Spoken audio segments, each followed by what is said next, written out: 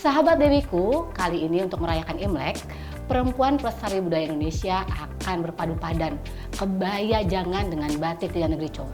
Bagaimana penampilan mereka? Mari kita saksikan.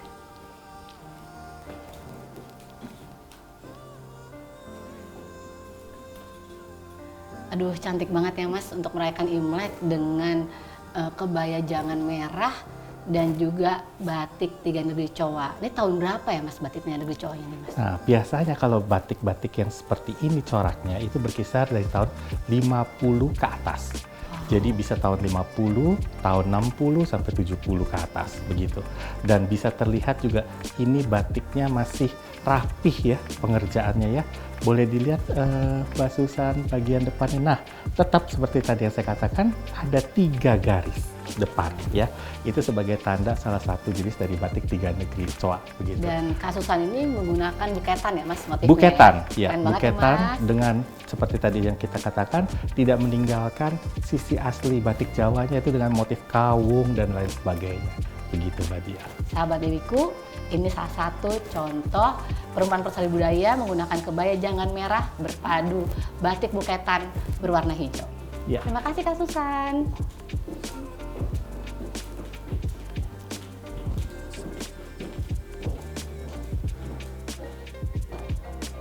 Aduh, cantik banget ya Mas, elegan, hitam banget. Untuk Imlek. Boleh juga nih Mas dibuat berbeda nih konteks motifnya. Nah, Betul. ini ada motif burung hong ya Mas ya? Betul.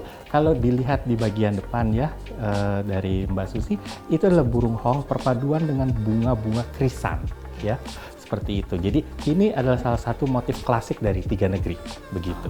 Dan juga ada burung merak ya dan lain sebagainya. Ada ayam kita bisa lihat di atas. Jadi yang seperti tadi saya katakan banyak sekali motif unggas ya pada batik Tiga Negeri Chowa. Ini kurang lebih koleksi tahun berapa nih Mas? Ini bisa berkisar antara 50 sampai 60 ya. Kalau kita lihat dari warnanya seperti ini berkisar di tahun sekian. Aduh, gitu. keren banget ya, banget dan elegan sekali. Banget ya, hitam ya, berpadu dengan dipadukan dengan janggan hitam. Iya, klasik betul. Banget ya Mas. Dan ini merupakan suatu padu padan yang bisa dibilang elegan ya Mas? Iya, betul sekali. Dan ini bukan hanya bisa dipakai untuk pesta ya mungkin atau ke acara-acara tertentu. Bahkan kalau misalnya untuk ke acara tadi seperti dikatakan Mbak Dia untuk acara Imlek, ini pun masih bisa dipakai begitu. Jadi nuansanya cantik sekali. Terima kasih Kak Susi. Wow.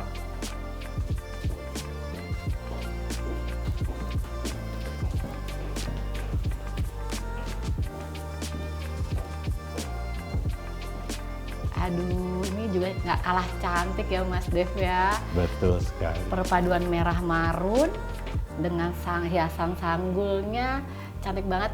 Bisa banget nih buat Imlek ya Mas dengan batik Tiga Negeri baby blue ya Mas ya? Ya. Waduh. Sebenarnya yang namanya baby blue ini atau biru muda terang ini adalah salah satu edisi kolektor begitu. Wow. Jadi memang sangat jarang karena memang dibuatnya pun juga dengan kuantiti yang sedikit gitu, tidak banyak begitu. Sebenarnya ini ada ceritanya gitu, cukup panjang juga mengenai cerita batik Tiga Negeri baby blue atau biru muda ini karena memang ini adalah salah satu inovasi yang tadi saya sebutkan ya dari batik Tiga Negeri Chowa begitu. Dan cantiknya itu penuh dengan bunga-bunga. Jadi selain buketan ya, kita lihat ada kupu-kupu dan lain sebagainya. Ini lebih ke arah kain dengan bentuk yang cantik begitu. Ini klasik cantik banget ya Mas ya? Iya, betul sekali. Dengan hiasan rambut seperti itu benar-benar deh harus berangkat ke Imlek kan ya? Mas ya. Dinner Imlek nih. Iya, betul sekali, cocok sekali. Terima kasih Kak Egi, cantik banget.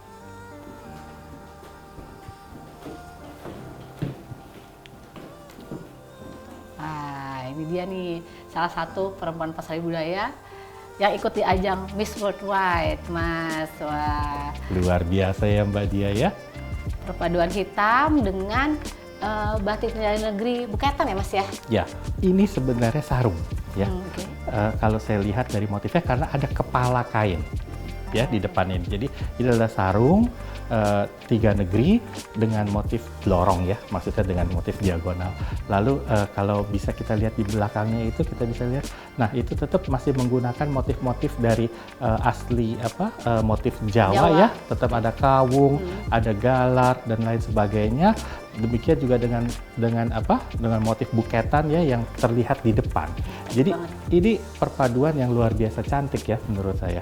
Dengan warna hitam itu lebih menambah nilai elegan dari batik tersebut. Jadi saling melengkapi itu satu dan lain, saling komplimen ya. Betul. Istilahnya begitu. Ternyata kebaya janggan dengan motif-motif di atasnya jadi lebih mengangkat lagi ya Mas. Itu pun juga cantik ya.